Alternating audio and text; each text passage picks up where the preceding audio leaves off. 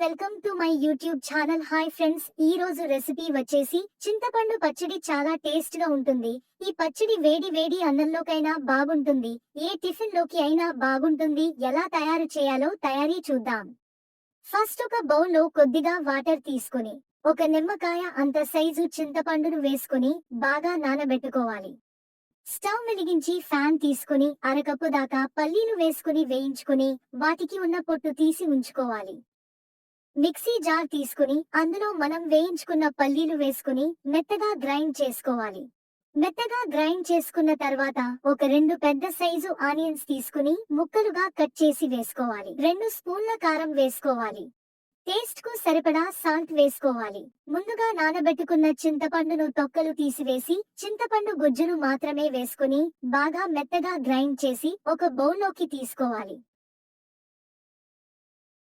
ఇప్పుడు తిరువాత గరిటె తీసుకుని అందులో 2 టేబుల్ స్పూన్ ఆయిల్ వేసుకొని 1 స్పూన్ మినపగుళ్ళు, 1 స్పూన్ శనగపప్పు, 1 స్పూన్ జీలకర్ర ఆవాలు, 2 ఎండుమిర్చి, 2 రెమ్మలు కరివేపాకు వేసుకుని బాగా ఫ్రై చేసుకోవాలి. తిరువాత బాగా ఫ్రై అయిన తర్వాత పచ్చడి వేసుకుని కలుపుకోవాలి.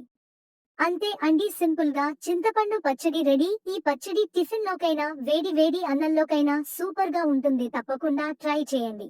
మీకు ఈ వీడియో నచ్చినట్లయితే లైక్ చేయండి, సబ్స్క్రైబ్ చేసుకోండి.